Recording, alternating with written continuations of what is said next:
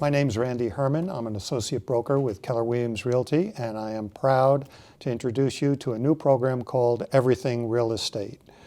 The aim of this show is to educate you, answer your questions, and expose you to top experts who deal in the field of real estate.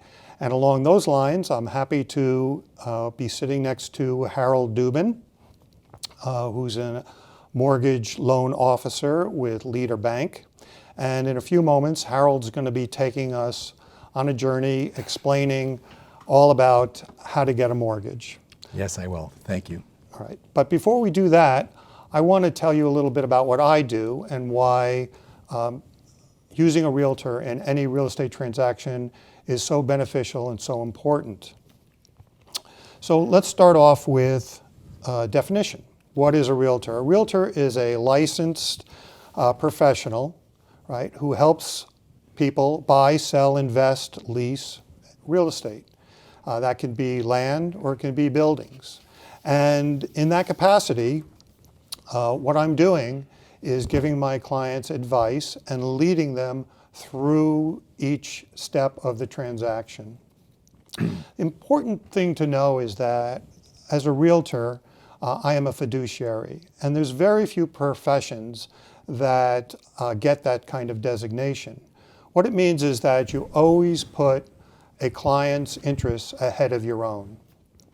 In that regard, I give my clients obedience, loyalty, full disclosure, confidentiality, total accountability, plus care and due diligence. So you can be assured when you're working with a fiduciary that you're having somebody who has your interests in mind and also has a certain level of expertise. Now, realtors are usually divided into two groups. One is a salesperson and the other is a broker. That's two divisions of licensure. A broker has the higher designation. What it means is that a broker is a certain number of sales. It's been in the business a certain amount of time. They have taken additional course or two. They've taken additional test, and they can open up their own brokerage. I have a broker's license, but I choose to hold mine under Keller Williams Realty, the largest real estate company in the U.S. now, because of all the benefits it gives my clients and me. But as such, because I hold it under their umbrella, I'm called an associate broker, but I do have a broker's license. Brokers and real estate salespeople will usually concentrate on one of two divisions in real estate. There'll be the residential, which has to do with single family, has to do with co-ops, condos, or multifamilies of 2 to 4 units. Or they'll go into commercial real estate, which is more the lease and sale of office buildings, of retail space, of developments, and of larger multifamilies, 5 units and above. Okay. Realtor can represent either side of a transaction. They can be a buyer's agent and represent the buyer, or they can represent the rights of the seller and be what's called a listing agent or a seller's agent. Right. What's also important here to know is that realtors do hundreds and hundreds of different duties. From morning to night, I could be working. This is more than a full-time job, right? And if you have trouble seeing this slide, it's because there are way too many occupational things to do. What's important to know, though, is that a realtor will take you every step of the way, from when it's just an inception or a desire to buy or sell property, through the closing, and even beyond. Relationships with realtors usually last much longer. So the question is, in this day and age with the internet and with information at everybody's fingers, where you can tell yourself all the particulars about a property, why use a realtor? In summary, I would say in one sentence, it's because a realtor can get you the best deal and they can do it in the simplest manner possible. So using a realtor, you're tapping into their expertise. They know the marketplace, they know the community, they know what's going on in terms of houses one compared to another. And they can tell you the ups and downs of what you're doing. Then you have, when you use a realtor, you have the exposure to marketing tools and savvy. I do this all day long, and this is a full-time profession for me. So I am constantly taking classes. I am using the internet. I'm using social media. I'm using all manners of devices and tools available to help market a seller's house and to find a property for my buyers. I lend my clients a great amount of support, and this is not just educational support. It's also logistical support in terms of making sure a deal flows smoothly, and it's also emotional support. You know, buying a house is one of the most stressful things a person can do. It's usually the largest purchase that a buyer will make in their lifetime. So using a realtor helps to take some of this stress off of their shoulders, the buyer's shoulders, and putting it onto my shoulders, the realtor's shoulders. Okay. We also have tremendous connections. I am constantly calling around for off-market properties, and in this marketplace where inventory is at such a shortage, that can be a great advantage. But I also have a database full of vendors. And so if you need a painter, if you need a contractor, if you need a great real estate attorney or a great mortgage broker, such as Harold, I can certainly introduce you.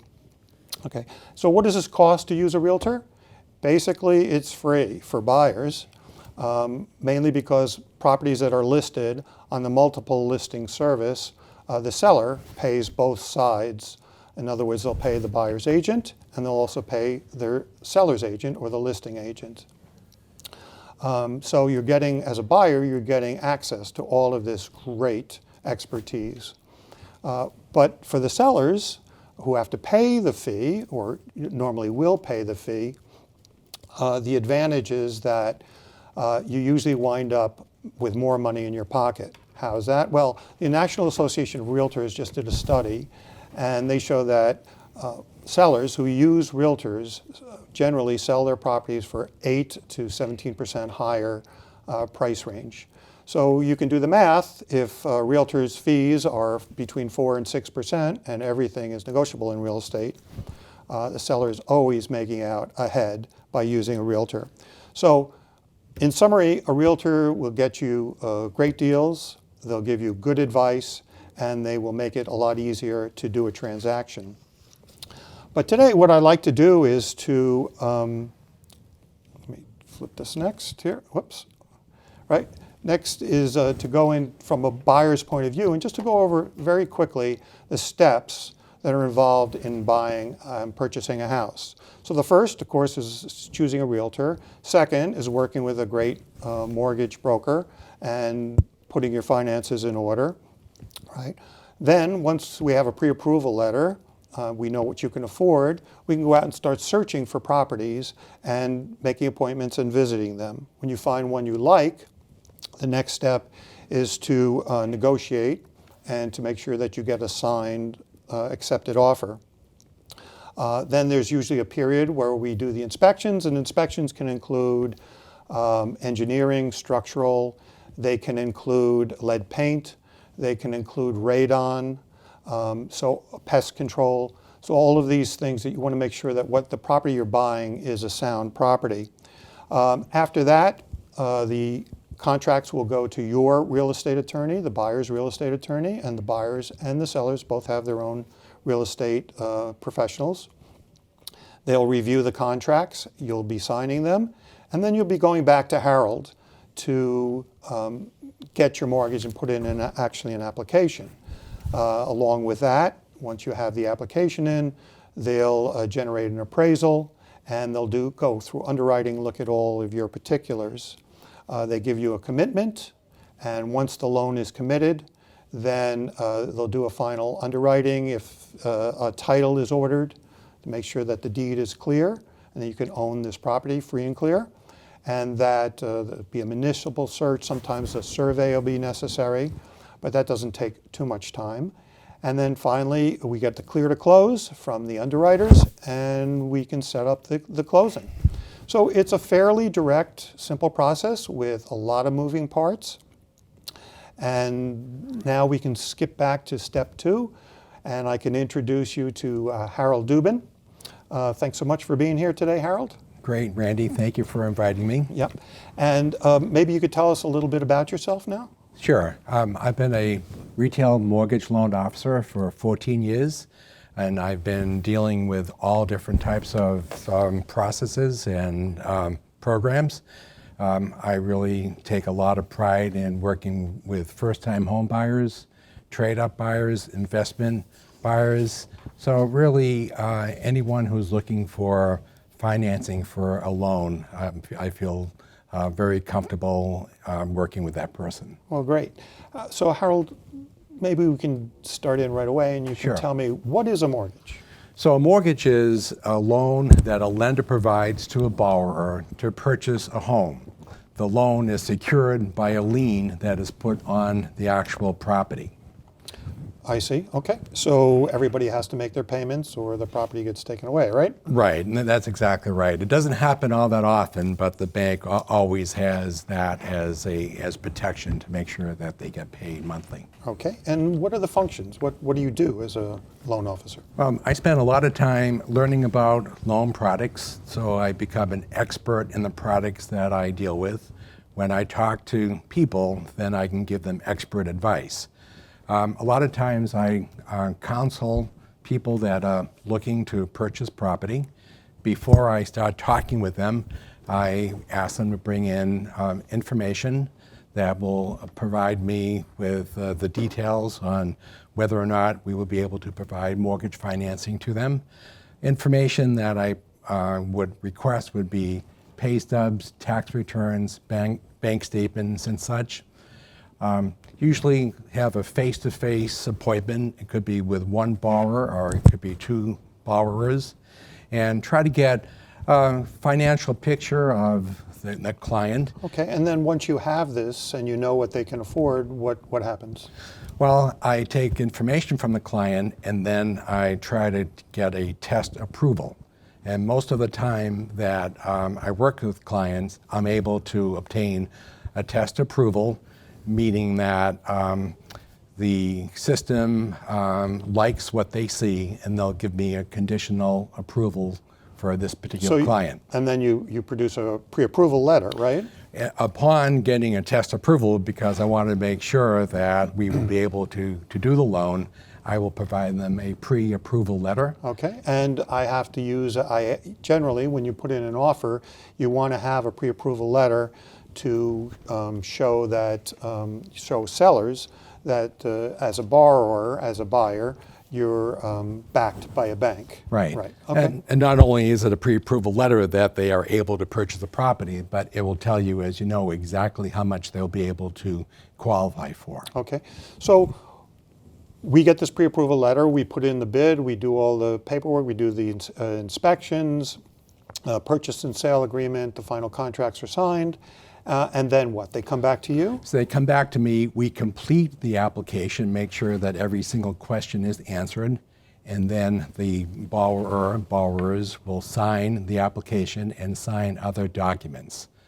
Upon the receipt of the documents, that information is sent to our underwriter. The underwriter is an employee of the lender, and first thing that they would do would be to order a property appraisal. Ordering the property appraisal will give the bank an excellent idea about what the value of the property is. Okay. At the same time, they would order legal documents to make sure that there would be clean title on the property. Right. Then they look at all the documents that I provided them, or if they needed any additional documents, they would be requested. And with a fine-tooth comb, they go over the documents that have been provided, including a credit report, appraisal, and the legal, and make sure that those documents would suffice for that particular application. Okay, and then with that, we get a commitment letter, correct?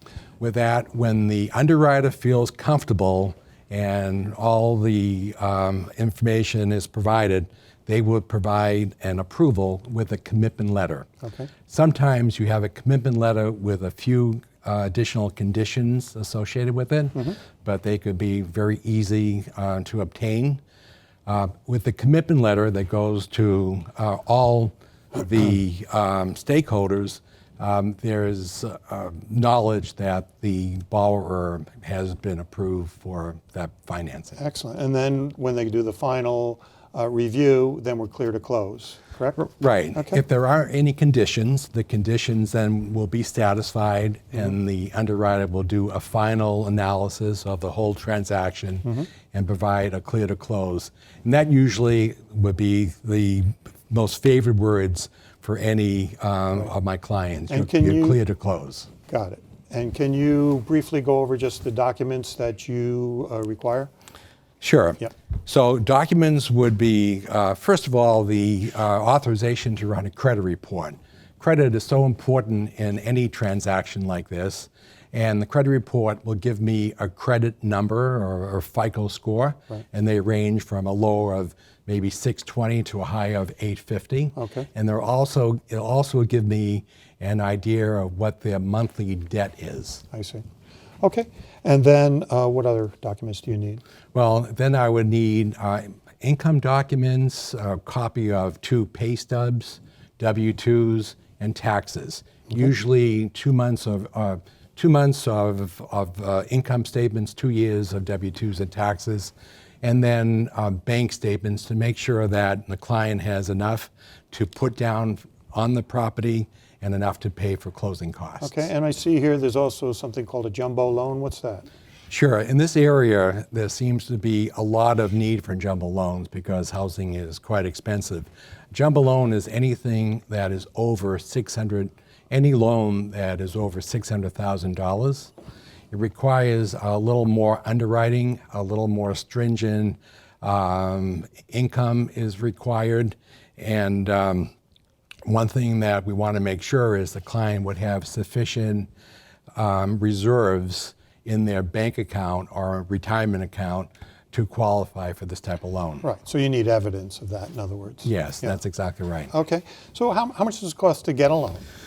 Well, the actual lending piece is $1,700, and it would include the cost of the appraisal, underwriting fees, processing fees, credit reports. So that is just 1/3 of the expense when a client closes. I think next week you'll be talking to a real estate attorney, Yep. and that's the second piece. So a real estate attorney would talk about fees and title insurance and recording costs. I see. And the last piece would be paying taxes. So the client would have to pay taxes to the town or city and also establish escrows for taxes and for insurance. I see, but the bank portion is only really $1,700. The bank portion itself is averaging around $1,700. Okay, can you tell me what is a rate lock? Sure. A rate lock would be a contractual agreement with a lender to provide a rate for a particular time period. So you could have an example today if the rate is 3.625, and if you were locking a loan, you would obtain that rate for any period of time that you would need. I see. So if you're closing within 60 days, it would be a 60-day rate lock at that particular rate. And then you often hear the term buy down. What's a buy down? A buy down gives the borrower the opportunity to put additional monies in at closing for a slightly lower rate. It is used a lot when a client does not have any plans of moving from their property, so they'll be able to take advantage of the lower rate over a longer period of time. I see, and that's tax deductible, right? Yes, that's exactly right, tax Excellent. deductible. Okay, great. So I know that in determining the viability of a loan for a particular borrower, you use certain ratios, such as loan to value and debt to income ratios. Can you explain a little bit about those? Sure. Well, we hear about loan to value all day long in our practice, and you probably do also. So loan to value really is how much the client is purchasing divided by the purchase price of the property. The most common loan to value is 80%. I see. Okay. If So that means that someone puts down 20%. Right, If right. Someone it's- puts down 20%. If it's less than 20%, then there may be mortgage insurance, or we would have to do maybe a second loan, or Okay. there are other ways that we can approach And that. what's a debt to income? The debt to income is a very important calculation. So it is the amount of debt that the client will be spending each month on the housing costs, and also anything that they have to pay on the credit report divided by what they make each month. Got it. And then I know often my buyers will say to me, well, how much is this going to cost me on a monthly basis? Sure. Right? And I know for that calculation you use what's called PITI, right? Right, that's exactly right, Randy. So PITI is principal, interest, taxes, and insurance. That's what it stands for. An acronym for that, okay? And the first number would be, Whoops, sorry. let's see if we can, the first number will be principal, and in this instance, your principal and interest would be included. And when a client first takes out a loan, the principal is lower than the interest, but over a period of time, each payment the principal increases and the interest decreases to a break even of around 12 years. Okay, I see. So in other words, in this example where there's a loan of $500,000, I mean a purchase of $500,000, someone puts down 20%, which is $100,000. Right. And there's a loan of $400,000 at this rate of 3.875. Correct. Someone would have to pay on a monthly basis about $2,314. That's correct. Okay. Right. Yeah, great. Okay, well that's a great, useful tool and good to know. So can you now tell us, you had mentioned that you try to find the best loan for the client. Can you tell us about some of these different loans that are available? Sure. And Randy, it's really a function of talking to clients, finding out exactly what they want, what type of maybe savings they have prepared for, if they have children for college age, for college So what's the education. what's the most common loan, Harold? Most common loan is a 30-year fixed, and that's a loan that for 360 payments, it's the exact same rate every month. Right. And then there's fixed rates for different periods of time, right? Yeah, and you're referring to an adjustable rate mortgage, or what is called an ARM. No, but what I meant was there's a 30-year fixed and then there's like Oh, a right. 15-year fixed. Sorry. Yes, that's exactly right. There's a whole group of fixed rate loans. So it could be a 10, 15, 20, and a 30. Right. One of the advantages of going shorter is you have a little more aggressive interest rate the shorter you go. I see. And then the ARMs you were talking about, what's an ARM? So an ARM is an adjustable rate mortgage where it will be fixed for a fixed period of time. In the example over here, I have 3 ARMs that are available, 5, 7, and 10. Right.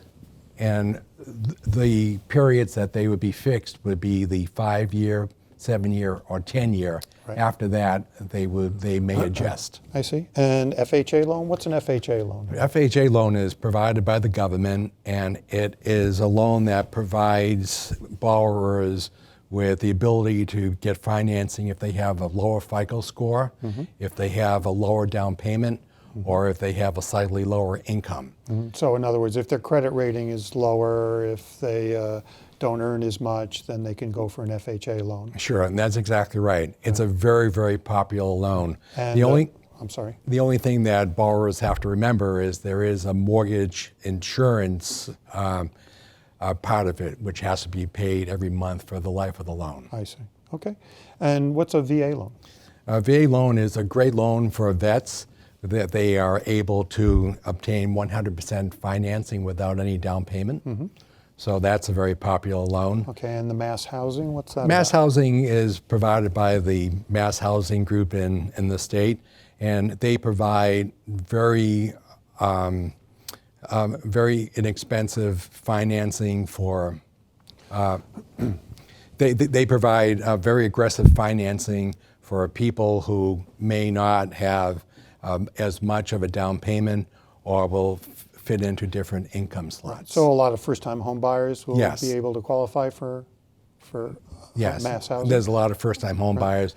So there's a lot of opportunities for first-time home buyers. And what happens if you need to do a lot of renovation on the house or it's not livable quite yet? Sure, there's a lot of people that use a 203K loan, and that is also an offshoot of a government FHA loan. Buyer looks at a property, needs some work, they don't have enough money to really do the work before they close. So with a 203K loan, they're able to increase the loan amount and accommodate the amount of work that has to be done. Oh, great. And then there's an awful lot of people who, will be living in a house. They'll have paid off a lot of the principal of the loan, and so they have equity in the house. And are there loans for these kind of people, such as equity or reverse mortgage? Sure. The home equity loan is very popular, particularly this time. It seems as if there's a lot of increase in home value, and a lot of people have equity in their properties. So they could obtain a home equity loan from a bank, and this is usually good for a 10-year period, and paid back within that 10-year period with simple interest is a very convenient way to pay for any renovations in a property or any type of education costs. So what's a reverse mortgage? A reverse mortgage is a great product for people near retirement. If a client has a lot of equity in their home, but they can't really get to it, banks would provide a reverse mortgage, which is really a loan that is converted to cash, and the borrower would be able to decide how often that they would want to take disbursements. Right, but they don't have to pay it back until the house is finally sold. That's exactly right, Randy, because one thing with the home equity loan, they would have to make monthly payments. Okay. With a reverse mortgage, the payment is made at the end when the home is sold. Great.